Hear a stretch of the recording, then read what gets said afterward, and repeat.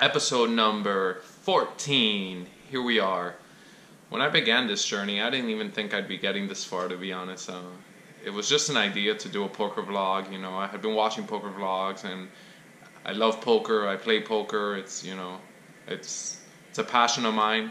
I didn't think, that I would get 5 vlogs in or 10, and I mean 14 is not a great accomplishment, but it is, it's nothing to sneeze at.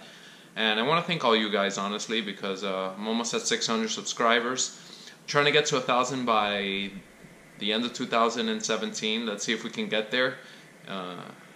But yeah, I'm still excited. I still, have a lot of, excitement when it comes to doing these vlogs and putting out the content. So in this episode, I end up playing a 2-5 session.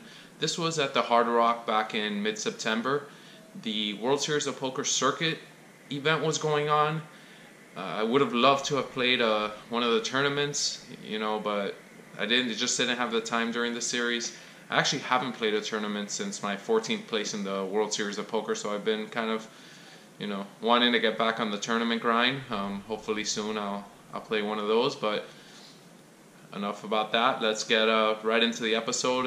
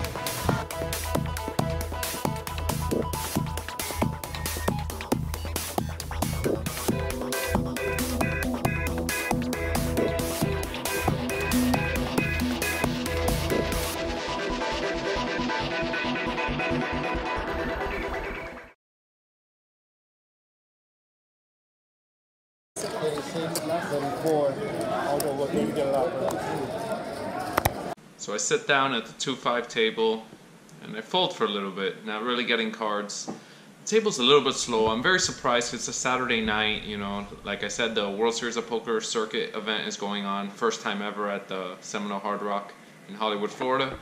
And the action's actually not that great from what I can see at the tables, which is surprising because when there's a series, there's usually a lot of action and the cash games are usually very juicy. So I pick up a hand on the button. I decide to straddle before the hand, try to see if I can get the table going, get some action. I know some of you in the comment section have said you don't like straddles for the game, but I think they're actually great when the table is not very, active. So I put a straddle in for 10, and I look down and I got a pair of 9s. So that's a good button hand to have, and on a straddle even better. The big blind calls a 10, folds around to a player in late position who bumps it up to $40. The cutoff also calls a $40, and it's on me. Now this is a good time to have a hand because most people on the button and on a straddle are definitely raising. A lot of times they won't have a hand when they do this. They're just trying to take down all the money in the middle at that point. So it could also look like a bluff on my end when I actually do have a real hand. So this is actually a great spot. I don't want to size it too small as I don't want to get, 2 or 3 callers. I'm fine going heads up, and I decide to bump it up to $160. There's about 100 already out there, and I'm fine taking that down. The big blind quickly folds, the cutoff fold, or my bad, the late position folds, and then the cutoff thinks about it for a little while. He tank folds and claims he had ace-king. I'm not sure if that's accurate or not, but we're happy with the result, and we take out a hand pretty early on with the old button straddle. Small blind, big blind.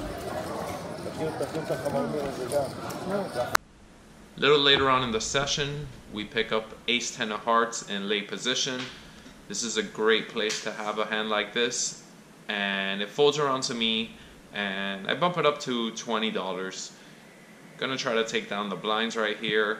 It's a spot where if I get called, I have a good hand, and if I get raised, unless it's a button, I'll be in position and I can assess from there. So the button folds, the small blind calls, and the big blind calls. So we go 3 ways to the flop with a pot about $60, and the flop comes 10-5-2 rainbow. We hit top pair, top kicker. This is a good result. And the small blind checks, the big blind checks, and I'm definitely going to throw a bet out here. And I put a bet of $35. The small blind thinks about it for a little bit.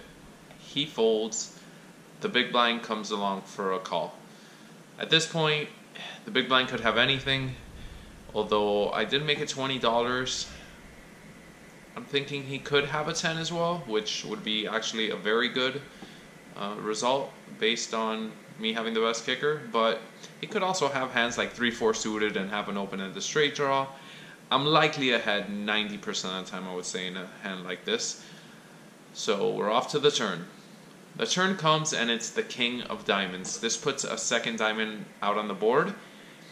The big blind checks again, and this is the type of hand that I think hits my range as I raise pre-flop. So I could easily have a king, and it probably doesn't hit my opponent's hand as often because he did call the flop bet. So what are the odds that he called with a king in his hand? They're not very likely. So I put out another bet of $65, and the big blind calls. So this is a curious call for me because he's now called my flop and my turn bet. So perhaps he's a little bit stronger than what we perceive him to be. Let's see what develops on the river. The river comes and it's a complete brick. It's a 3 of hearts. He checks, and at this point I believe I probably should check, as I only have a 1 pair type hand and I've been called twice. He could have a 10 like I said earlier. Not likely considering I'm holding one. The king is very unlikely, but it's possible he has a set and has been slow playing it. Either way, I think the only option here honestly is just to check, which is what I end up doing. I decide to make the check, and I turn over my ace-10, and he turns over, curious enough, no pair, ace-jack. So he called with 2 overs on the flop. On the turn he had a gut shot and paid a lot of money for it, and he obviously bricked on the river. So that's actually a good result. I love getting called down on 2 streets with his hand, which didn't have much value. So I'm happy with the result, and I hope to play more pots against this gentleman.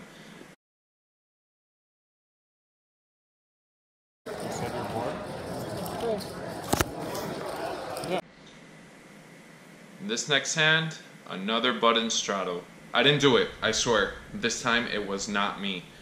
The button straddles, but I'm not the button. I'm in the big blind. And so the small blind ends up calling the $10 straddle. It's on me, and I end up down, and I have big slick suited, ace king of clubs. Now I just decide to call the $10 straddle.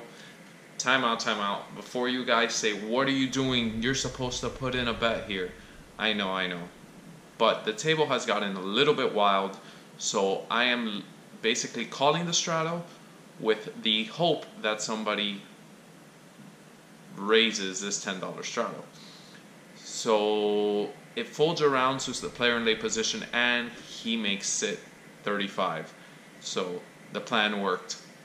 And it gets better because the cutoff calls a 35, the button calls a 35, small blind folds, and it's on me. So now I can apply the pressure. So I make a bet, thinking a size where I can get called by 1 player, and I make it $125. And afterwards, when I started thinking about this hand, I was thinking my sizing was too weak. The $35 bet by the player in late position and 2 calls, I probably should have made it closer to 150. So you guys let me know down below if my sizing was too small. I think it may have been. I'm not playing the result, I just honestly think it may have been too small. The person who bet 35 in late position folds. the cutoff who had called the 35 actually makes the call of my $125 bet, and the button folds. So I'm going heads up to the player in the with heads up with the player in the cutoff. We come to a flop, all the same suit. Did I flop a flush? Absolutely not. They're all hearts. I have ace king of clubs, and it comes jack 6-4, all hearts. First the act here, and with one of the worst flops that we can possibly get, I decide to check. The player bets $150, and her stack is about $750, and I think there's no option here. I think I just have to let it go. I don't have very many outs. I don't have a heart.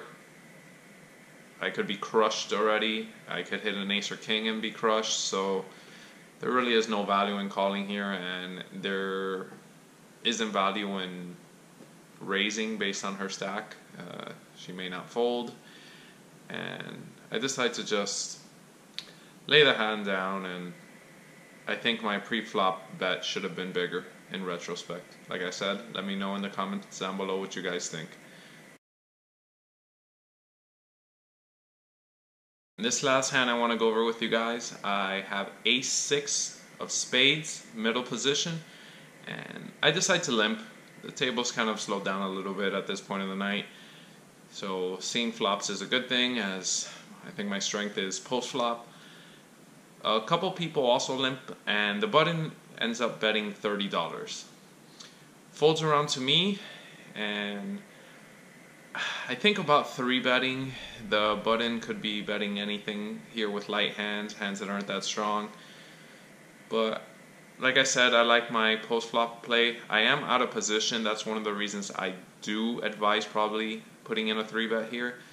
But I decide to just make the call, and the cutoff also calls, so we're going 3 ways to the flop. The flop comes jack 7-4, 2 spades. So we flop the nut flush draw. This is a good outcome. This is a very good outcome. So I'm going to let the button continue his story. So I'm going to put a check here. I'm going to check, and the cutoff checks, and our plan works out as the button bets $50. It's on me, and I'm thinking of an amount where it's not too big, and maybe I can get the button to continue. I also have the cutoff behind me, and I don't know what they're going to do exactly. So I decide to put a bet out of $155. The cutoff actually is the one who thinks about it for a bit and makes the call, and the button folds. So the cutoff can have a pretty strong hand here, as they've called a bet and a raise. So I'm thinking the cutoff could have hands like ace-jack, also have a spade draw, which actually would be the ideal situation. Could have straight draws like 5-6, could have a spade draw with like an 8-10 or 8-9 type hand where they have a straight and a flush draw. Sets are also always possible. The turn comes, and it's an ace. So now we've hit top pair, and we have our flush draw. Look over to the opponent, and this is actually the opponent from the last hand where I bricked with ace king of clubs. So I'm thinking that they may think that I'm tilting or something. I look at the stack. They have a $300 stack. I just jam. I think it's the best play here. I'm never getting away from this hand. I can put on the pressure. If they have any sort of hand, the pot is good enough for them to call. They think about it for a while, and they make the fold, and we take down a pot. The turn was a great card for us. You know, we picked it up to go along with our flush draw, top pair, and it was a great result, that hand. I probably would have loved to have been called, as you know, we had a lot of outs still on the river if we do get called. Unless I have a set, then it gets a little bit more tricky, but we end up winning that hand, and pretty good result for that hand. So like I mentioned earlier in the episode, the tables weren't that great. It was a big surprise that the action wasn't good. We ended up making a small profit on the night, $150. So that's a a little boost to the Bankroll challenge, and as you'll see in the screen coming up, we're still ways away, but we're grinding and we're working to get there.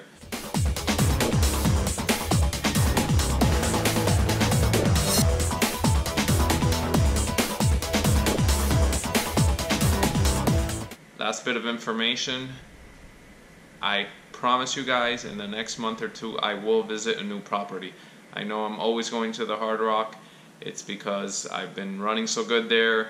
I like the action there, so that's the place that I like to go. But I will show you guys some new properties so you guys can see some of the other casinos and poker rooms in the state of Florida and down south here in South Florida. So that'll be coming soon.